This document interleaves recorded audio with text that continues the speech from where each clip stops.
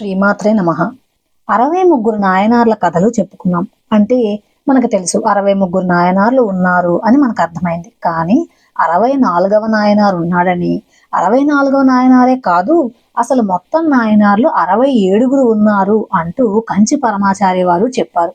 ఈ కథ ద్వారా అసలు 64వ నాయనార్ ఎవరు, ఎక్కడ వాడో తెలుసుకున్నాం. ఫ్రాన్స్ లోని ఒక బ్యాంకు డైరెక్టర్ గా ఉన్నటువంటి వ్యక్తి మహాస్వామి గారి గురించి విని అతన్ని ఎలాగైనా చూడాలని చాలా కోరిక ఉండేదట.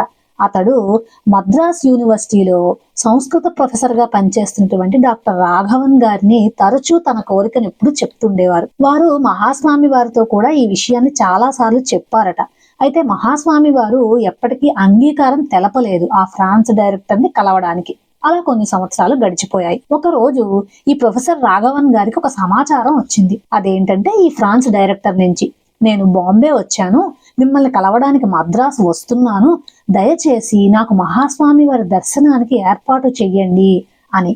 అప్పుడు మహాస్వామి వారు మైలాపూర్ సంస్కృత కాలేజీలో ఉండేవారట. ఒక రోజు సాయంత్రం రాఘవన్ గారు మహాస్వామి వారి దర్శనం కోసం ఎదురు చూస్తూ కూర్చున్నారు. మహాస్వామి వారు పిలిచే సమయం వచ్చి విషయం ఏమిటి, ఎందుకు వచ్చావని అడిగారట. అతను ఈ ఫ్రాన్స్ దేశస్థుడి యొక్క అభ్యర్థనను స్వామివారికి చెప్పాడట. చెప్తే సరే తీసుకునిరా అని చెప్పారట మహాస్వామి. పూజ అయిపోయిన తర్వాత ఉపన్యాసానికి కూర్చుండబోతూ అక్కడున్న పరిచారకుడిని మహాస్వామి వారు పిలిచి ఇలా చెప్పారట. ఎవరైనా యూరోప్ దేశస్థుడు వస్తే అతన్ని కుర్చీలో కూర్చోబెట్టు, వాళ్ళకి కింద కూర్చోవడం అలవాటు ఉండదు కదా, ఉపన్యాసం తర్వాత నా దగ్గరకు తీసుకునిరా అని స్వామివారు అతనికి చెప్పారట. ఉపన్యాసం తర్వాత మహాస్వామి వారి లోపలికి వెళ్తూ ఈ పరిచారకుడిని ఎవరైనా వచ్చారా అని అడిగారట. అతడు ఎవరు రాలేదు మహాస్వామి అని చెప్పేశాడట. అప్పుడే పంచా ఉత్తరయం వేసుకున్న ఒక వ్యక్తి వచ్చి మహాస్వామి వారికి 4 సార్లు సాష్టాంగం చేశాడు. సాధారణంగా సాష్టాంగ నమస్కారం చేసేటప్పుడు మనం 1 సార్లు 2 సార్లు చేస్తాం. సర్వసంగ పరిత్యాగులైన సన్యాసులకు సాష్టాంగ నమస్కారం 4 సార్లు చెయ్యటం అనేది సాంప్రదాయం అట.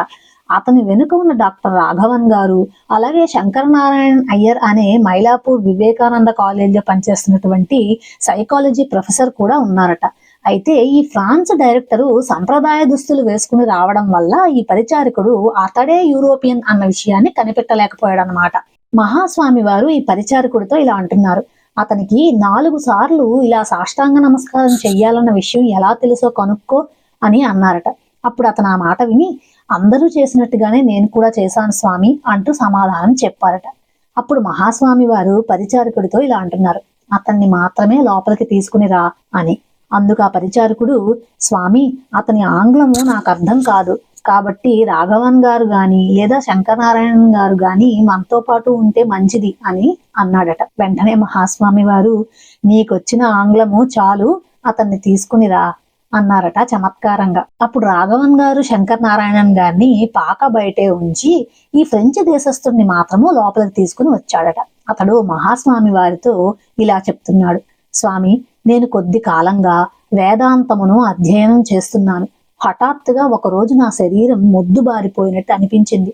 నేను నా దేహం నుండి బయటకు వచ్చిన అనుభూతి కలిగింది. నేను ఆద్యంతములు లేని ఈ విశ్వమంతా నిండిపోయినట్టుగా అనిపించింది. నా శరీరం నుండే ఈ విశ్వమంతా వేలాడుతున్నట్టుగా నేను చూశాను. అప్పుడు నాకు చాలా ప్రశాంతంగా అనిపించింది. ఏ బాధ తెలియని ఆత్మానందాన్ని అనుభవించాను. ఈ సంఘటన జరిగిన తర్వాత నాకు ఇంకా దేని గురించి చింత బాధ లేదు. నా భార్య చనిపోయింది, నా కుమారుడు కూడా మరణించాడు. కానీ ఈ సంఘటనలు ఏవీ నన్ను కదిలించలేదు. అప్పుడు కూడా నేను చాలా ప్రశాంతంగానే ఉన్నాను. మా ఆఫీస్లో ఉన్న వాళ్ళు నాకు పిచ్చి అనుకుంటున్నారు స్వామి నా స్థితిని చూసి. కాబట్టి నాకు ఒక చిన్న భయం కూడా కలుగుతోంది, నన్ను ఏదో ఒక రోజు హాస్పిటల్కి పంపిస్తారు అని అన్నాడట.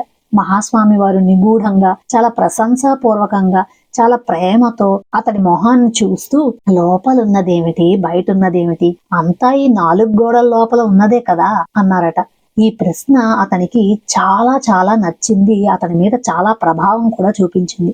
ఒక పీఠాధిపతి అన్నటువంటి వ్యక్తి తన విశ్వాసాన్ని చూస్తూ, ఆ విశ్వాసాన్ని నమ్ముతూ అతనికి చెప్తున్న ఈ విశ్వ రహస్యానికి అతడి కళ్ళు చెమర్చాయి. చాలా నిశ్శబ్దంగా ఉంది అక్కడ, గాలి కూడా చప్పుడు చేయడం లేదు. అప్పుడు తనని తను కంట్రోల్ చేసుకుని అతడు మహాస్వామిని ప్రార్థిస్తూ ఇలా అంటున్నాడు, మీరెప్పుడు నాతోనే ఉండాలి స్వామి, అంటూ ఆ చెమర్చిన కళ్ళను చూసి స్వామి అనుగ్రహాన్ని అతనికి తెలియజేశారు. ఇప్పుడు చేస్తున్న ధ్యానాన్ని కొనసాగించు, నేనెప్పుడూ నీతోనే ఉంటాను, నీకు మోక్షం ప్రాప్తించే వరకు అంటూ స్వామివారు తను కట్టుకున్న కాషాయ వస్త్రంలోని కొంత ముక్కను చింపి దానిని అతనికి ఇస్తూ, దీన్ని నా ప్రసాదంగా ఎల్లప్పుడూ నీ దగ్గరే ఉంచుకో అని చెప్పాడట.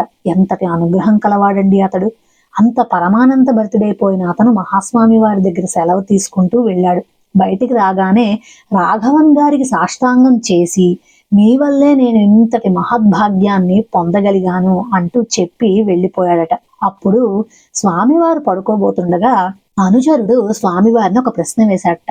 అయినా సరే స్వామివారు దానికి సమాధానం ఇవ్వకుండా నిద్రలోకి జారుకున్నారు. మరుసటి రోజు ఉదయం జపం చేసుకుంటూ ఉండగా ఆ అనుచరుణ్ణి పిలిచి, నాయనార్లు ఎంతమందో నీకు తెలుసా అని అడిగారట. ప్రతి సంవత్సరం అరపత్తుమూవరు ఉత్సవం జరుగుతుంది కదా మహాస్వామి, కాబట్టి 63 మంది అని చెప్పాడట. కాదు, కపాలేశ్వర దేవస్థానానికి వెళ్ళి లెక్క పెట్టుకుని రా అని స్వామివారు చెప్పి పంపించారట. అతడు వెళ్ళి లెక్క పెడితే 67 వచ్చింది. అదే మహాస్వామి వారితో వచ్చి చెప్పాడు. మరి ఎక్కువగా అన్న నలుగురు ఎవరు అని అడిగారట మహాస్వామి. దేవస్థానానికి మళ్ళీ అతడు వెళ్ళి కనుక్కుని తిరిగి వచ్చాడు. వచ్చి, స్వామి, అందులో ఒకరు అప్పలం ఆది శరందరకు అగడియార్ అని చెప్పారు. అప్పుడు స్వామివారు తిరిగి అతడితో ఇలా చెప్తున్నారు. అప్పల్ అనేవారు దేశకాలాలకు అతీతులు. కాలం ఇందులో ఉంది కాబట్టి ఇక ముందు జన్మించబోయే నాయనార్ల గురించి కూడా అక్కడ బొమ్మలుగా పెట్టారన్నమాట. అదే దాన్ని సూచిస్తుంది. ఇక ఇతడు దేశానికి అతీతుడు. ఇతడు నాయనార్ కావడానికి ఇంకా 4 జన్మలు మాత్రమే మిగిలి ఉన్నాయి. ఇతడే ఆ 64వ నాయనార్ అని మహాస్వామి వారు అతనికి చెప్పారు. అపర ఆదిశంకరులే మన మహాస్వామి అని చెప్పడానికి ఇంతకంటే ఉదాహరణలు అవసరమా? శ్రీమాత్రే నమః.